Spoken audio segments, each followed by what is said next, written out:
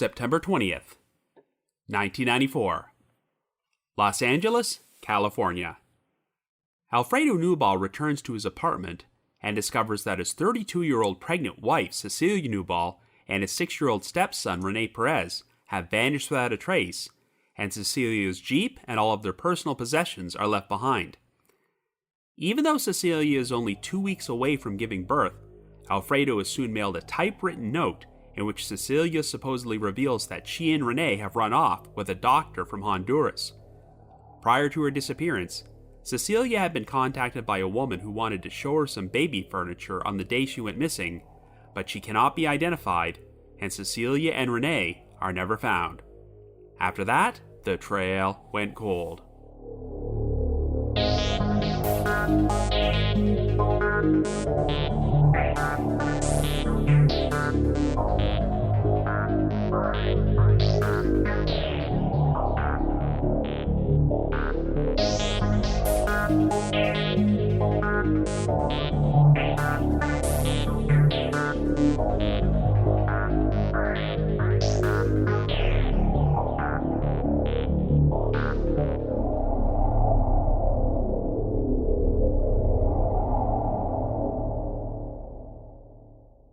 Hello everyone, and welcome to our latest episode of The Trail Went Cold. I'm your host Robin Warder, and today we're going to be covering two separate missing persons cases involving a mother and a son: the 1994 disappearances of Cecilia Newball and Rene Perez, and the 1991 disappearances of Edyth Warner and Nicolas Smith. While these cases are not connected, they definitely have a number of things in common, as each story involves a woman going missing alongside a son she had from a previous marriage, with her second husband becoming a person of interest. Our first story involves Cecilia Newball and her 6-year-old son, Rene Perez, and it was featured on an episode of Unsolved Mysteries, and at the time she vanished, Cecilia happened to be 8.5 months pregnant with the first child of her current husband, Alfredo Newball. Even though Cecilia was only 2 weeks away from her due date, both she and Rene inexplicably vanished without a trace, and Alfredo would receive a note supposedly written by Cecilia in which she revealed that she was running off with a doctor from Honduras. However, investigators were skeptical that Cecilia actually wrote that note and had their own suspicions about Alfredo, believing that even if he wasn't directly responsible for the disappearances, he may have known more than he was letting on.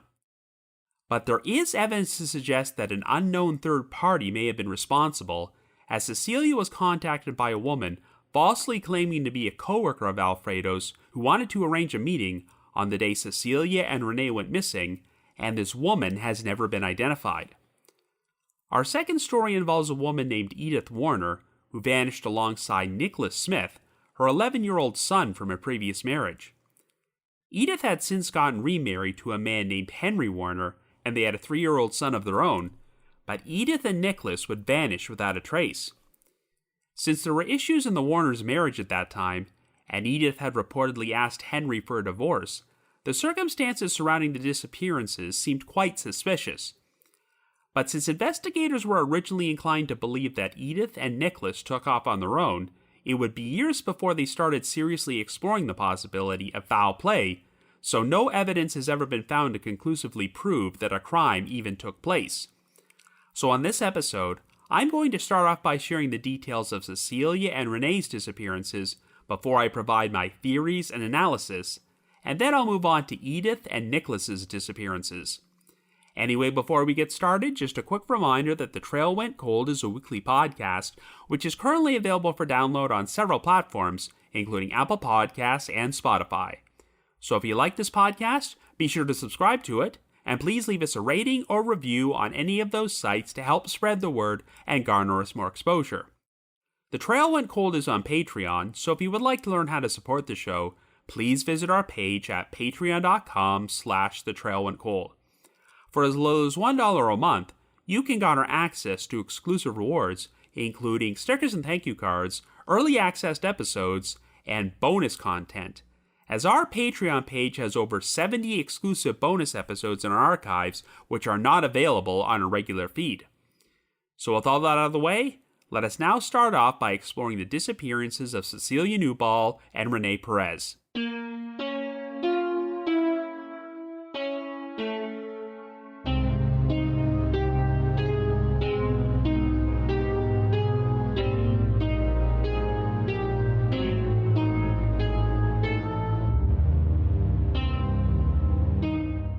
Our first story begins in Los Angeles in 1994, and our first two victims are 32-year-old Cecilia Newball and her 6-year-old son, Rene Perez Jr.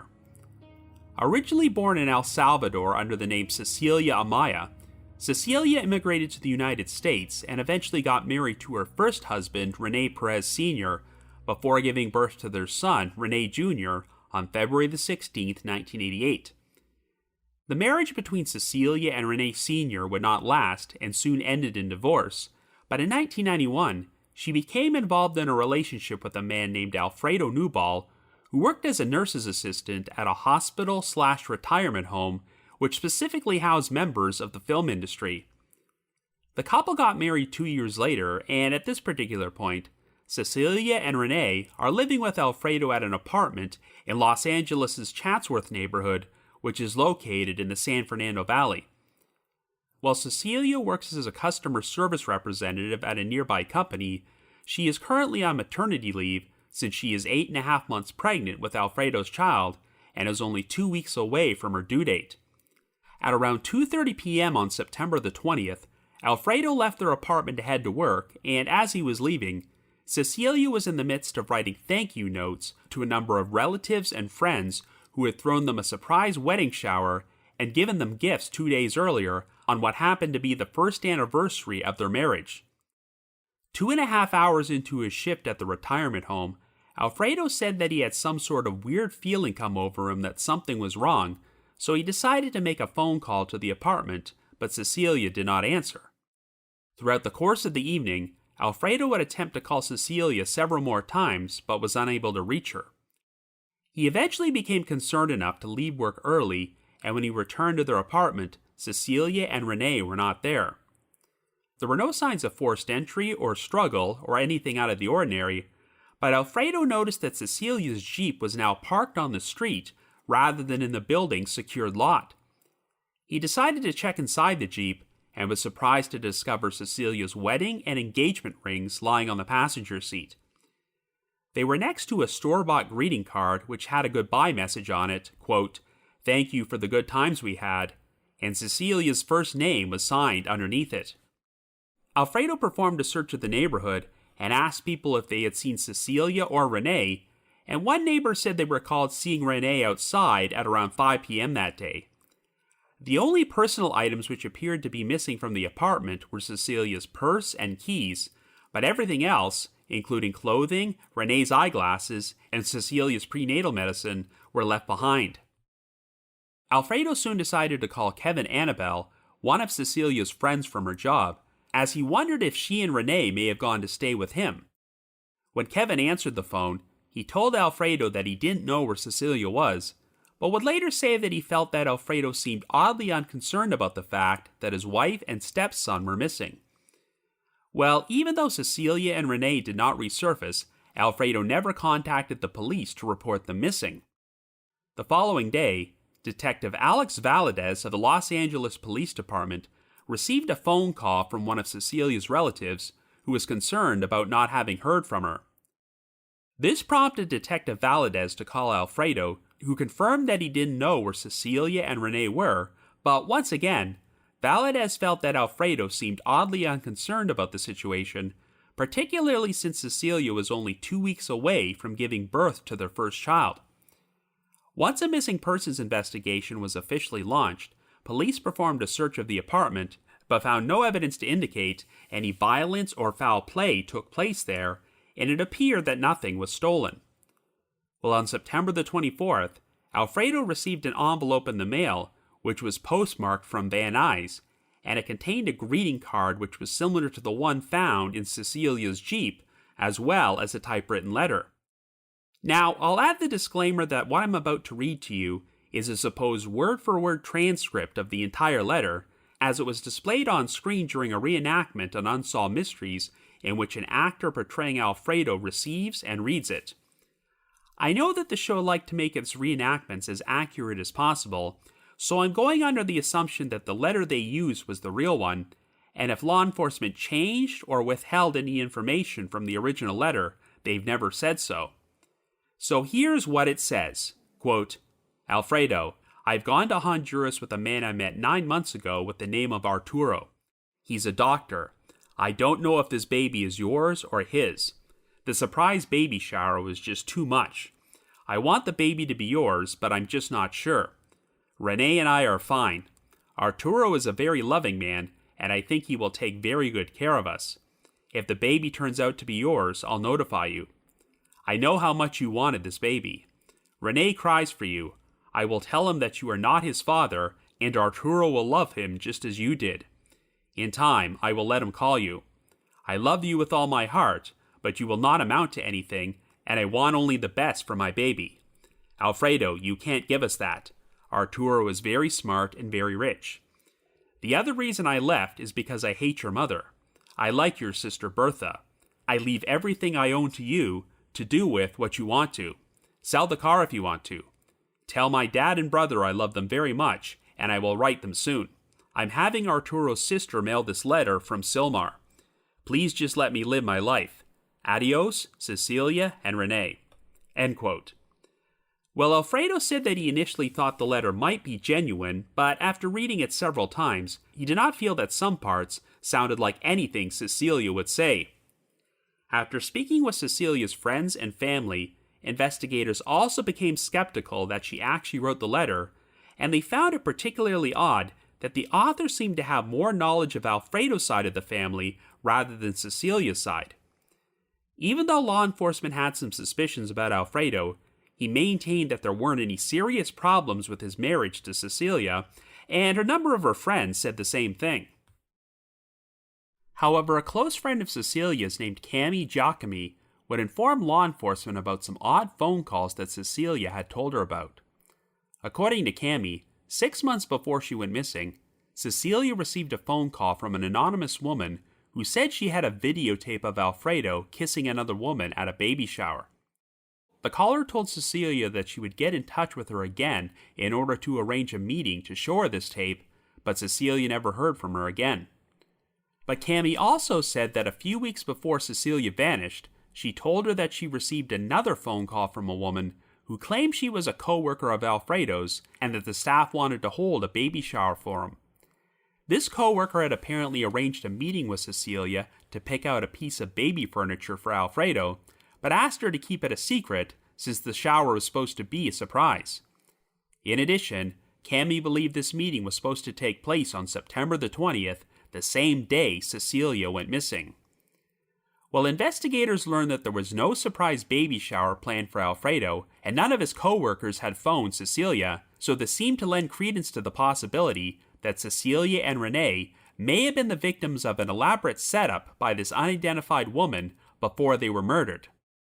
Following their disappearances, Rene's father, Rene Perez Sr., would move into Alfredo's apartment with him, and Rene Sr. said that the grief surrounding what happened brought them closer together.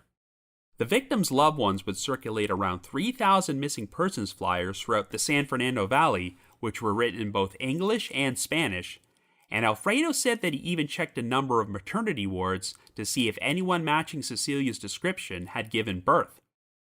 The case was featured on an episode of Unsolved Mysteries, which aired in April of 1995, and if Cecilia was still alive and had given birth to her baby, the child would have been 7 months old at that point. During his interview on the show, Detective Valadez continued to express his suspicions about Alfredo, stating, quote, "It is my opinion that Mr. Newball is not telling me everything that he knows. As far as Cecilia's disappearance, he may not have been there when she disappeared, but it's my opinion that he knows something now." End quote.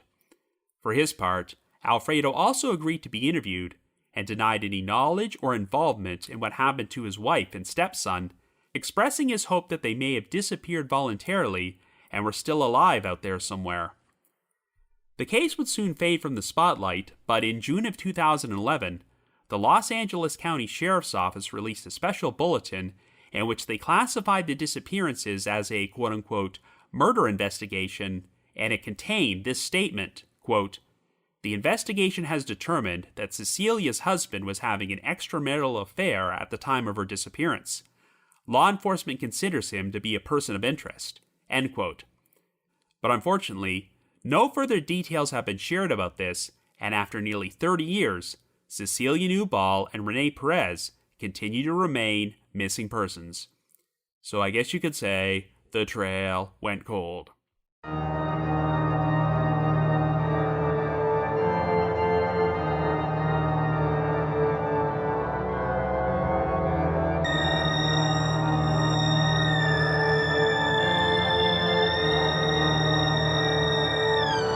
So even though the disappearances of Cecilia Newball and Rene Perez have a lot in common with the next case we're going to discuss on this episode, it also has some striking similarities to another case which took place in California and was featured on episode number 217 of The Trail Went Cold.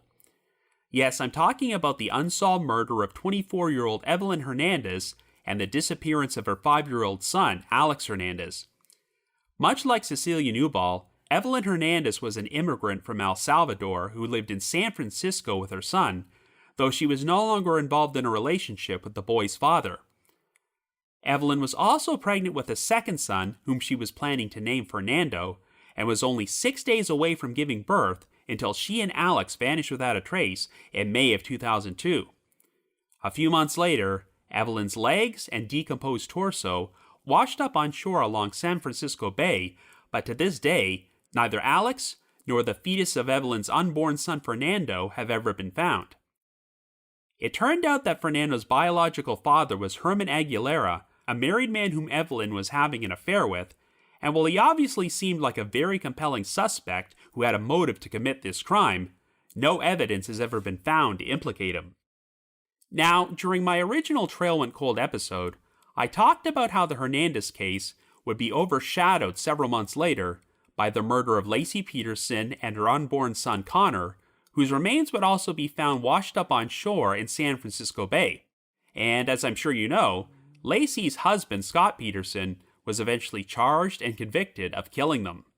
A lot has been made about the fact that Evelyn and Alex Hernandez only received a small fraction of the media coverage that the Peterson case received, but when all is said and done, the Hernandez case still wound up getting more coverage than the disappearances of Cecilia Newball and Rene Perez. Yes, this case did receive national exposure when it was featured on Unsolved Mysteries, but frustratingly, other than a handful of articles in the Los Angeles Times from 1994, there is very little information available about this story. I'm not sure it has received any coverage at all since 1995, and there seems to be a disturbing lack of urgency about the disappearance of a pregnant woman and a 6-year-old.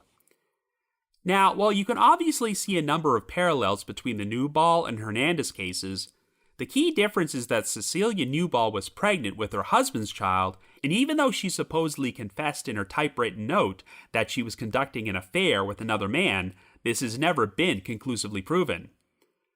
While Alfredo Newball is considered to be a person of interest in the disappearances, I have no information about his current whereabouts or what he's been up to since 1994, other than a brief mention in a Los Angeles County Sheriff's Office bulletin which confirmed that Alfredo had been having an extramarital affair. That is certainly a red flag and could generate some Scott Peterson comparisons, but we don't have any information about whom Alfredo was having an affair with. Hell, we don't even know all that much about the Newballs' marriage, though as far as I can tell, no one felt they had any serious problems or noticeable warning signs that Alfredo might be capable of murder. But if Alfredo is guilty, it would be an extra level of evil to not only murder his innocent 6-year-old stepson Rene, but be brazen enough to allow Rene's father, Rene Perez Sr., to move in with him after the disappearances took place. Now, Unsolved Mysteries has featured their fair share of cases in which a husband was a suspect in the murder or a disappearance of their wife, and more often than not, they came across very badly in their interviews. But I have to acknowledge that Alfredo Newball comes off much better than most of them, as I've always felt he seemed genuinely heartbroken that his wife, stepson, and unborn child were missing. There's one moment where he speaks to the camera and delivers a message to Cecilia that if she's still alive out there and doesn't want to be with him anymore, that's fine, but he wanted her to at least get in touch with someone to let everyone know she's okay. In particular, he implored Cecilia to get in touch with her dad because he wasn't doing well at that time, and he does come across as sincere when he's saying this. And like I just mentioned, Alfredo also allowed Rene Perez Sr. to move in with them, and they apparently developed a close relationship. In addition to being brazen, that would also be quite risky for Alfredo to do if he was guilty, as Rene Sr. would be in a much better position to notice if Alfredo did anything suspicious or incriminating. As for Rene Sr., even though there is virtually no information out there about him or his previous marriage to Cecilia, I see nothing to indicate that he was ever considered to be a suspect. So when I first watched the Unsolved Mysteries segment many years ago, my initial impression is that the police, as well as Cecilia's friend Kevin Annabelle, may have developed tunnel vision about Alfredo, as there really wasn't anything to point to his involvement other than their perception that he didn't seem concerned or emotional enough when he discovered that Cecilia and Rene were missing. But if Alfredo was actually having an affair at that time and did not tell anyone about it, then that obviously looks more suspicious. I have seen a few comments online on Reddit and the Unsolved Mysteries website from someone who alleges that Alfredo was having an affair with 2 women back then because he didn't like how Cecilia's body looked when she was pregnant. I have no idea if this is actually true, but the alternate scenario which has been pushed forward is that even if Alfredo was not directly responsible for what happened to Cecilia and Rene, he may have known who was, or at the very least, was not forthcoming about everything he knew. Well, obviously, some seeds for this whole affair angle were planted 6 months before Cecilia went missing, after she received a phone call from an anonymous female who claimed she had a video of Alfredo kissing another woman at a baby shower.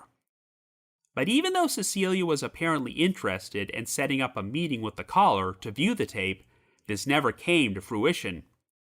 The main source of this story is Cecilia's friend, Cami Giacomi, as Cecilia obviously told her about the call, but it's not clear to me if she ever told Alfredo or confronted him about it.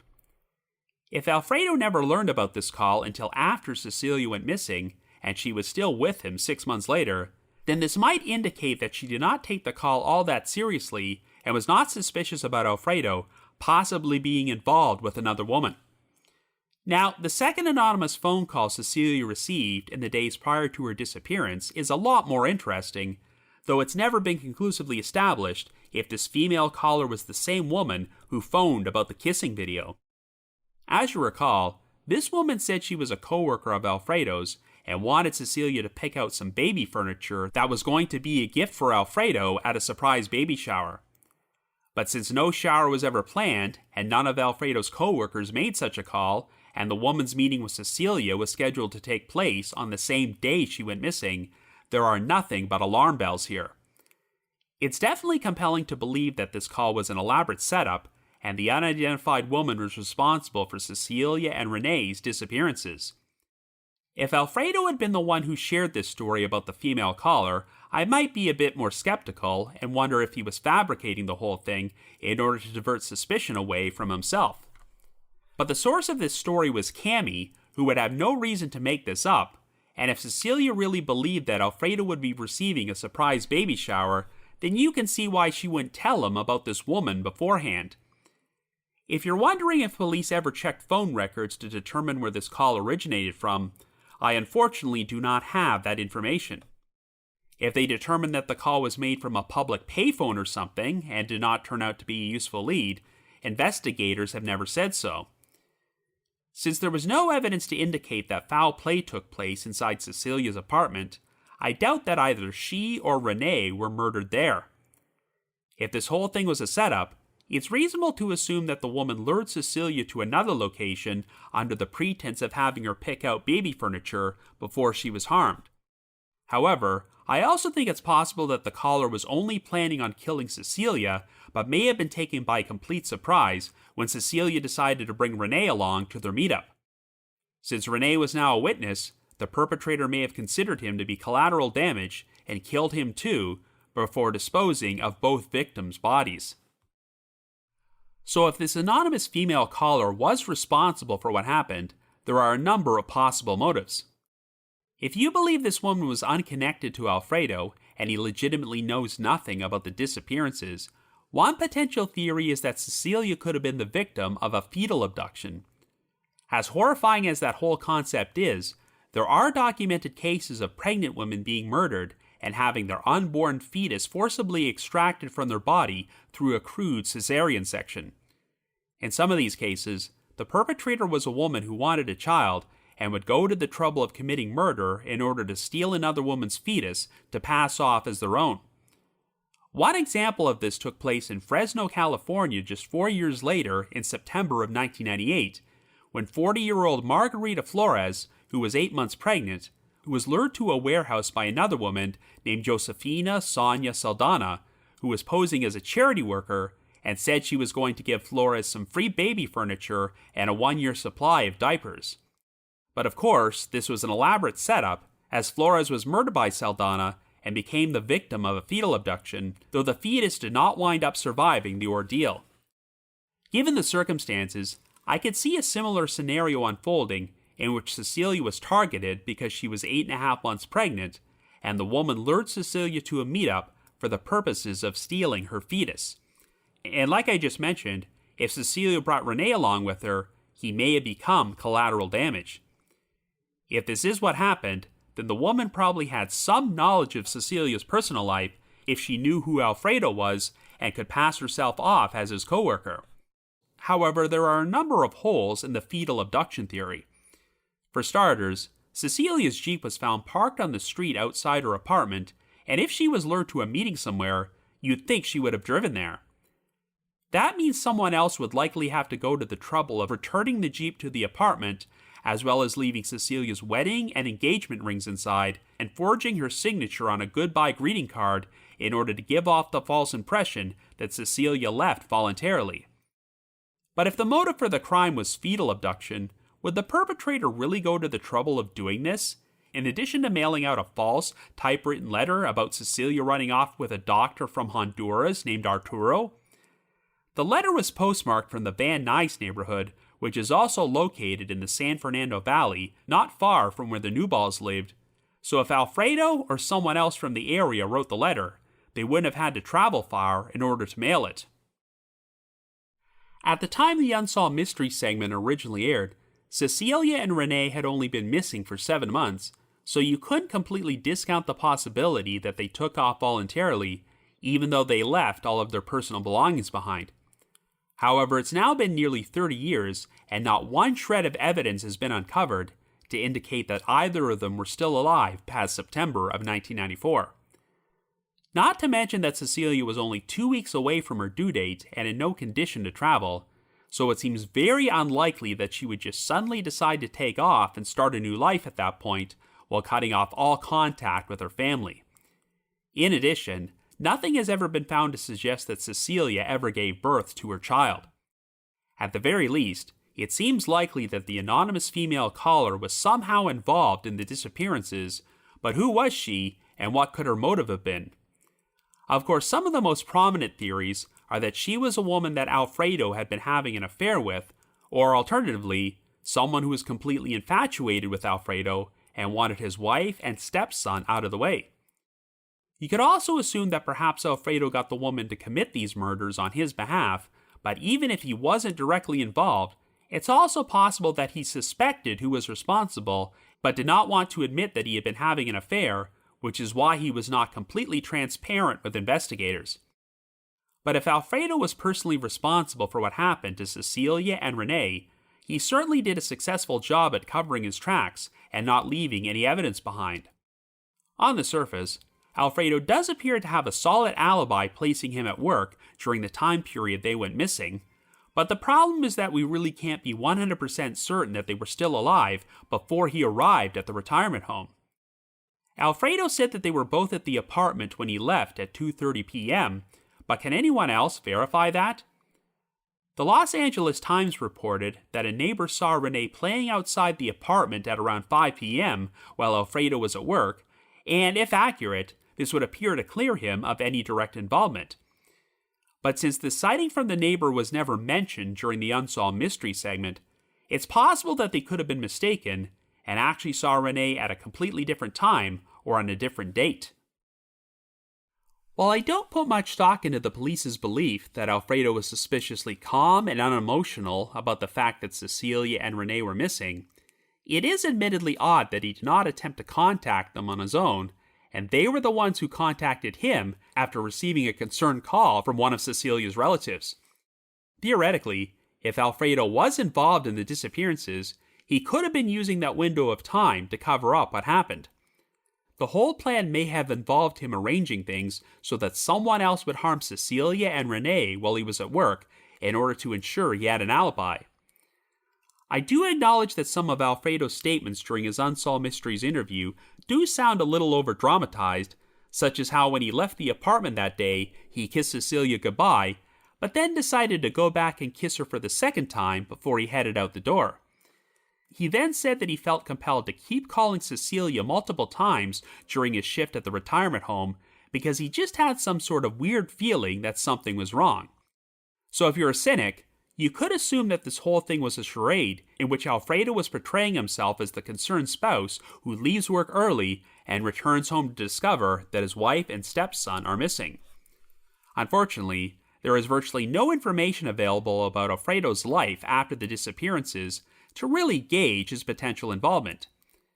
It was publicly revealed in 2011 that Alfredo had been having an extramarital affair, but when did investigators find this out? Who was the woman Alfredo was involved with, and did he remain with her after Cecilia and Rene went missing? Do investigators have any reason to believe the woman might be involved, or it could have been the anonymous caller who phoned Cecilia about the baby furniture? I mean, if Alfredo and the woman were in on this whole thing together, it's chilling to imagine that two separate individuals would have such a level of psychopathy that they'd be willing to murder a pregnant woman and a 6-year-old child in order to be together. And if Alfredo's alleged mistress committed these murders without his knowledge or involvement, why wouldn't he come clean about the affair? I can understand being ashamed or embarrassed about the whole situation, but I know that if I was romantically involved with someone capable of committing a crime this heinous, then I'd be pretty terrified of this person and willing to share everything I knew in order to get her off the streets. Regardless of who was actually responsible, I think we can all agree that the note Cecilia supposedly mailed about her involvement with Arturo the doctor from Honduras was not actually written by her and was fabricated in order to throw off the investigation. It's awfully convenient that the note was typewritten so that no one could prove or disprove that it was in Cecilia's handwriting. The detail about her being involved with Arturo for 9 months and him possibly being the real biological father of her unborn child sounds like something that was thrown in there as a cover story to explain why she would take off when she was so close to her due date. And if you think Alfredo wrote the note, then the line, quote, "I love you with all of my heart, but you will not amount to anything," could be construed as him projecting some of his own insecurities. But I don't know, there are just so many questions that need answering before I can say with any certainty whether or not Alfredo was complicit in the disappearances. Since we have an independent witness, Cami Giacomi, who can confirm that Cecilia was receiving strange phone calls from an anonymous woman, I think that definitely points to a third party being involved, but how much of a role did Alfredo have? If I knew more information about Alfredo's alleged affair, his marriage with Cecilia, and even his relationship with Rene, I might have an easier time figuring out if he would be capable of something like this. If it turned out that Alfredo did not have a good relationship with Rene, he may not have wanted a child from his wife's previous marriage impacting his life, but I haven't heard anything to indicate that they didn't get along. And if we knew more about the woman, or possibly even multiple women, whom Alfredo was supposedly having an affair with at this time, I might be able to figure out if they were the sort of person who would have no qualms about committing a double murder. As it is, whoever caused Cecilia and Rene's disappearances appears to have essentially gotten away with the perfect crime for nearly 30 years, and sadly, their story all but seems to have been forgotten about by the media. But if you happen to have any information about the disappearances of Cecilia Newball and Rene Perez, please contact the Los Angeles County Sheriff's Office at 323-890-5500. That's 323-890-5500. So now let's move on to our next case. Our second story begins in Las Cruces, New Mexico in 1991, and our next pair of victims are 35-year-old Edyth Warner and her 11-year-old son, Nicolas Smith. Edyth and Nicholas previously lived in El Toro, California, and Nicholas's father is Ron Smith, who was married to Edyth for 8 years before they divorced. Edyth then became acquainted with a man named Henry Warner, and after the couple married in 1986, Edyth became pregnant with Henry's child and gave birth to a second son named Andrew, who is now 3 years old. The family moved from California to Los Alamos, New Mexico, after Henry got a job at the Los Alamos National Laboratory, but they eventually relocated to Las Cruces so that Edyth and Henry could attend New Mexico State University, aka NMSU. Edyth is an art student who specializes in metal art and jewelry making, while Henry is an engineering student, and they currently live with their 2 children at a residence on Stanley Drive in University Park, which is the student housing section. On Thursday, February the 21st, Edyth attended one of her art classes at NMSU, and after placing a piece of metal in some acid as part of an art project, she left the class and told her instructor that she would be back in a few hours. However, Edyth never returned, and this would turn out to be the last time she was confirmed to be alive by any independent eyewitnesses outside her household. Nicolas attended school that same day, but after he left, he was also not heard from again and did not return as scheduled the following day. Over the course of the next week, neither Edyth or Nicholas returned to their respective classes, and no one heard from them. Edyth's father, Randall DeWeese, and her mother, who also happened to be named Edyth, both lived in Laguna Niguel, California, and had last seen Edyth and Nicholas when they traveled there to visit for Christmas. The DeWeeses continued to stay in touch with Edyth on the phone, but when they tried to call her on 2 separate occasions in early March, Henry answered the phone and told them she was not home or out for a walk. However, when Randall tried to call Edyth for the 3rd time on March the 6th, Henry once again answered and revealed that he had not seen Edyth or Nicholas in a week and a half. According to Henry, there were problems in their marriage, as Edyth had recently asked him for a divorce. So on Saturday, February the 23rd, Edyth informed him that she was going to take Nicholas and temporarily stay with a friend while she figured out what to do next. Henry claimed that they both left their residence on foot in order to walk to this friend's place, and Edyth left her station wagon, as well as most of her clothing, behind. After not seeing or hearing from Edyth and Nicholas for an entire week, Henry said that he contacted the New Mexico State University Police Department on March the 2nd, but since Edyth was an adult and Nicholas's legal guardian, the police would not open a missing persons investigation. Randall was taken by complete surprise by this news, as it was out of character for Edyth to take off without informing her family, and he also found it odd that she would not take her youngest son, Andrew, along with her and seemingly break off all contact with him. When Randall spoke to Nicholas's father, Ron Smith, he learned that he had also not heard from Edyth or Nicholas, so the 2 men decided to travel from California to Las Cruces. Randall claimed that when they arrived at the Warner residence, Henry refused to speak to them, as he claimed that he was busy studying for his final exams. Randall and Ron soon contacted the NMSUPD in order to report Edyth and Nicholas missing, but they did not seem to take their disappearances all that seriously and were inclined to believe that they both took off voluntarily. On March the 9th, Nicholas was scheduled to fly to California in order to visit his father during his spring break from school, and a ticket had been purchased for him on a flight which would leave from El Paso International Airport, located in Texas just over 50 miles away from Las Cruces. Randall and Ron decided to travel to the airport that day on the off chance that Nicholas might show up there to board his flight, but he never did, and his ticket was not used. Randall would spend several weeks in Las Cruces, as well as Edyth's previous town of residence, Los Alamos, handing out missing persons flyers for his daughter and grandson, and he even hired a private investigator. There were a couple of sightings of the 2 missing victims, including 2 employees from a travel agency who claimed they recognized Edyth's photograph and recalled her inquiring about an airline flight sometime in March, though they could not recall the specific flight. A Greyhound bus driver also reported having seen Edyth and Nicholas on a bus which traveled from Las Cruces to Albuquerque sometime in mid-March, but none of these sightings could be verified. However, while Randall was canvassing the student housing neighborhood, he would be approached by a woman who knew Edyth personally and claimed that about a week before Edyth went missing, she had seen her packing numerous cardboard boxes inside her station wagon. While the vehicle was left behind, these boxes could not be located and their contents were unknown. Randall went to the trouble of checking over a dozen local storage facilities near the NMSU campus to see if Edyth might have rented any units to store these boxes, but he was unable to turn up anything. Even though there was no direct evidence of foul play, Randall remained skeptical that Edyth or Nicholas were still alive, as there was no activity on either of their social security numbers.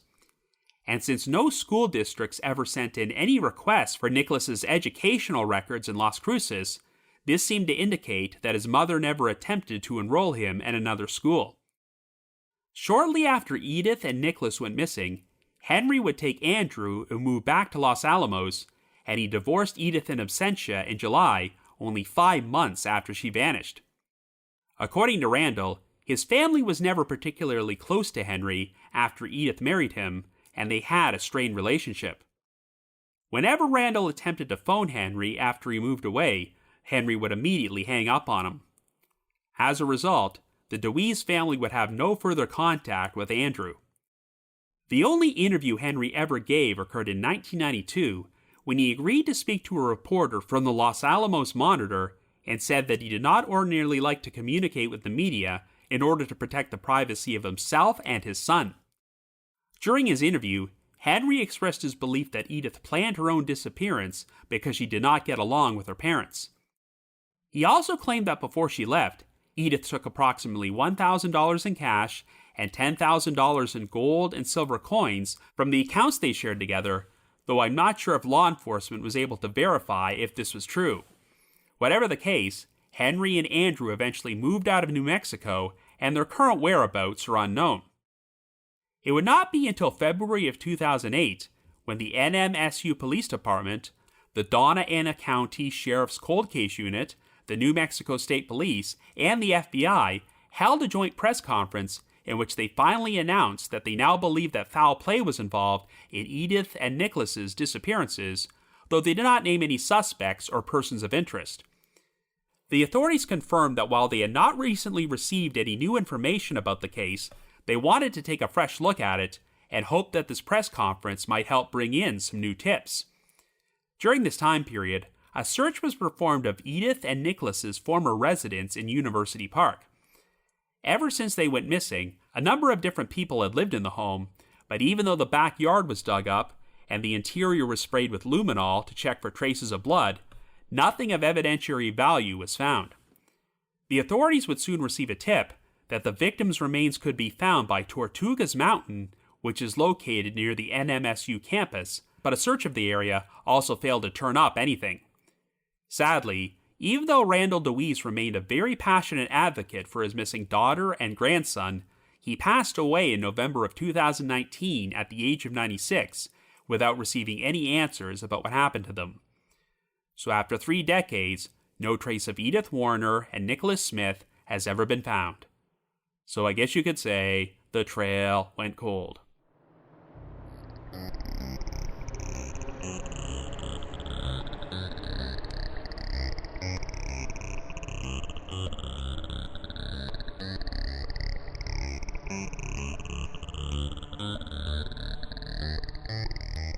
So while you can see some obvious parallels between the disappearances of Edyth Warner and Nicholas Smith and the disappearances of Cecilia Newball and Rene Perez, the key difference is the fact that while Cecilia was pregnant at the time she went missing, Edyth had a 3-year-old son named Andrew who got left behind. And according to those who knew her, Edyth was a very devoted mother who never would have abandoned one of her sons. Of course, while Nicholas was Edyth's son from her previous marriage, Andrew was the son of her current husband, Henry Warner. Theoretically, if you believe that Henry is the guilty party here, he may have drawn the line at harming his own flesh and blood, but had no qualms about getting rid of his stepson. I'll state right up front that I do not believe this case has the same level of ambiguity as the previous one, but at the same time, I also have to acknowledge that there is no hard evidence that a crime was committed. However, while there was some suspicion directed at Alfredo Newball for not immediately contacting the police to report Cecilia and Rene missing, at least an investigation was launched only 1 day later. But in Henry Warner's case, he never made any attempt to get in touch with the police for at least a week after Edyth and Nicholas disappeared. Now, to be fair, Henry did acknowledge that there were problems with the marriage and that Edyth was planning to divorce him, which is a sharp contrast to many other cases of this type, where a missing woman's husband will try to paint their marriage as perfectly happy, even when everyone else in their lives says otherwise. Henry claimed that Edyth told him she was going to take Nicholas and stay with a friend because she needed some time to figure out what to do next, and if Henry was telling the truth, I can understand him not going to the police for a week, because he wouldn't have any reason to be concerned. But on the other hand, there are still a number of issues with Henry's story, as I do not believe he ever provided a name for this so-called friend Edyth was supposed to be visiting. Did Henry really let her leave without finding out where this friend lived or getting their contact info? Not to mention the fact that Edyth left her station wagon behind and supposedly traveled to this friend of hers on foot.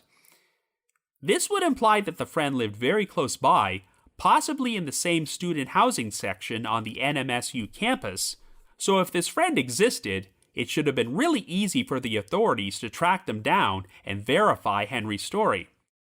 I suppose an alternate explanation is that Edyth lied to Henry and her story about visiting a friend was just a ruse for her to take off and escape an unhappy marriage, but once again, it sounds like it would have been out of character for her to abandon Andrew. Much like Rene Perez Sr., it doesn't sound like Nicholas's birth father, Ron Smith, was ever considered to be a suspect, as it seems like they maintained a close relationship. Ron was also living in California at the time and seemed to be very proactive at searching for his son after he disappeared. But of course, the major advocate here was Edyth's father, Randall DeWeese, who worked tirelessly at spreading awareness about his daughter's disappearance until he reached his 90s, and it's sad that he passed away without receiving any answers.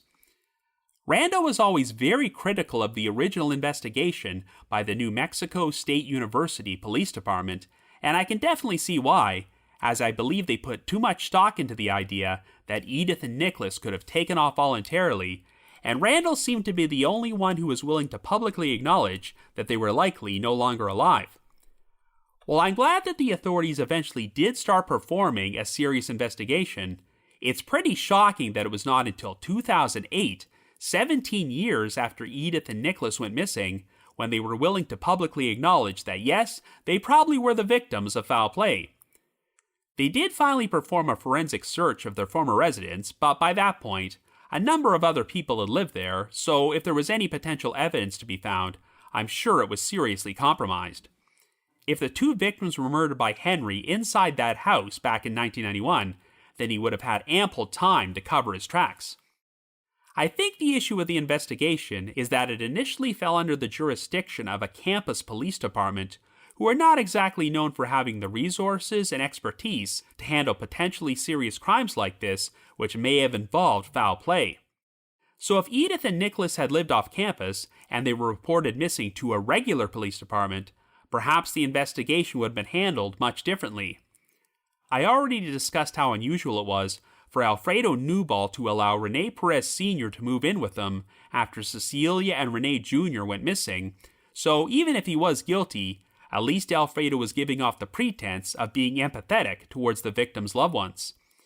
But the polar opposite happened in this case, as Henry pretty much refused to speak with or acknowledge Randall DeWeese or Ron Smith after Edyth and Nicholas vanished, as his first reaction when they showed up at his home was to inform them that he was too busy studying for exams.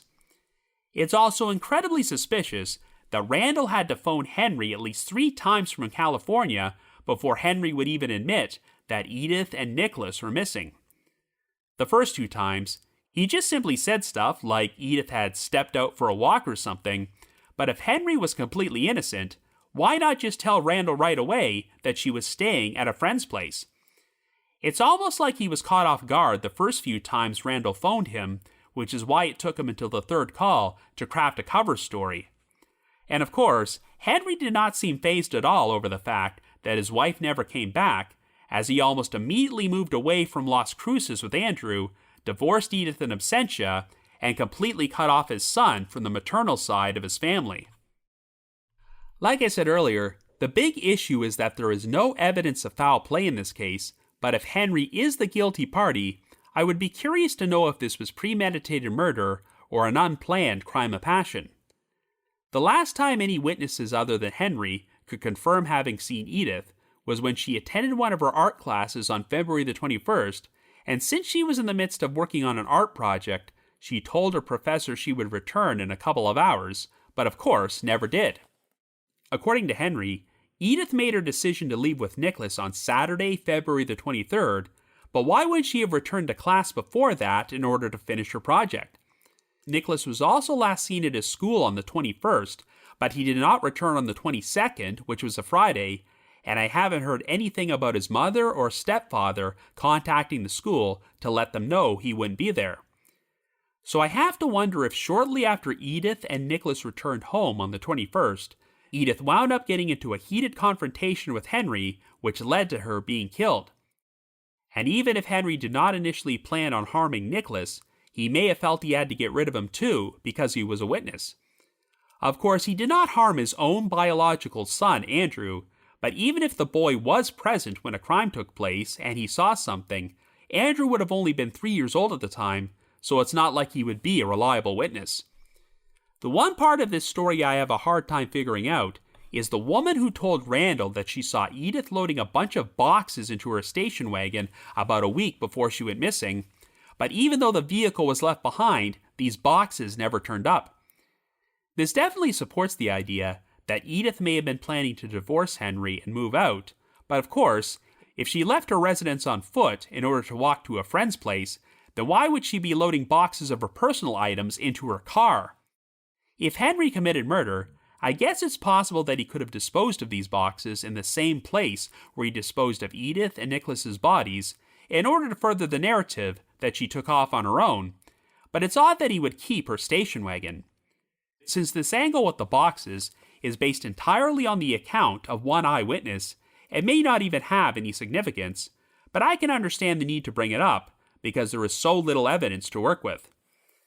I know that Henry once told a reporter that Edyth took around $1,000 in cash and $10,000 in gold and silver coins from their joint accounts before she disappeared, but even though I've seen this information reported by other sources, it's unclear if police were able to verify if this claim was true.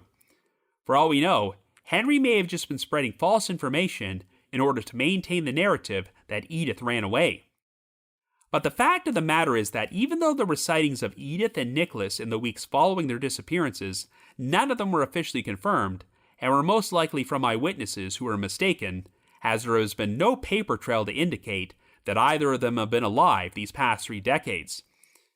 So I definitely think it's safe to say that they did not take off voluntarily, and unfortunately, they are probably no longer with us. And since Las Cruces is surrounded by a lot of vast open desert, there would have been no shortage of locations to dispose of the remains.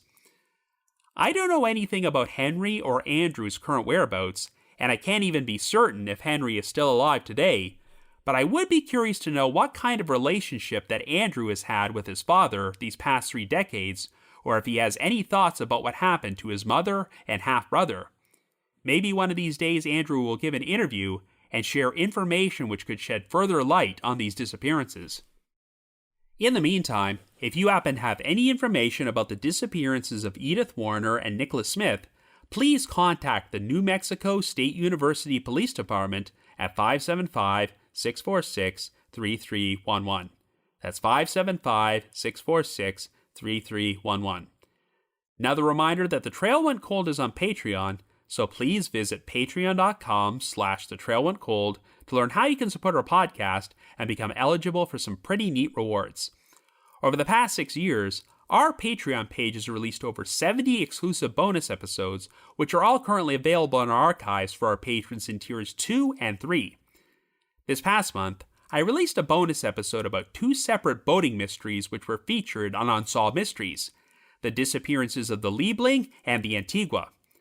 I've also dropped an exclusive bonus episode from my spin-off podcast, The Path Went Chilly, in which myself and my two co-hosts, Jules and Ashley, cover yet another case which was featured on Unsolved Mysteries, the 1991 murder of Jamie Santos. And for our patrons in Tier 3, I've recorded another new audio commentary track which can be played over a classic episode of Unsolved Mysteries, and we now have over 60 of these commentary tracks in our archives. I'd also like to give a shout out to our most recent listeners who have signed up with us on Patreon this week, and they are Shayna K, Sarah F, Arguabill, and Elizabeth M.B. Thank you all so much for your support. In addition, I just wanted to remind everyone that later this year, The Trail Went Cold will be traveling to London to appear on Podcast Row at CrimeCon UK, which is taking place at 133 Houndsditch on September the 21st and 22nd. If you would like to purchase tickets, we have a specialized promo code to get a 10% discount, so please visit crimecon.co.uk and use the promo code COLD24. Once again, that's crimecon.co.uk, and the promo code is COLD24 for 10% off tickets. I just wanted to give another shout out to my supporters at the Unsolved Mysteries message board at the Sitcoms Online forum and the Unresolved Mysteries subreddit. I need to provide a big thanks to Miguel Foote, who edits and assembles this podcast together for me, and Vince Nitro, who composes the eerie music you hear on every episode. If you haven't already, you can like us on Facebook, follow us on Twitter or Instagram, or leave us a rating or review on Apple Podcasts or Spotify. So have yourselves a great week and join us next Wednesday for another brand new episode of The Trail Went Cold.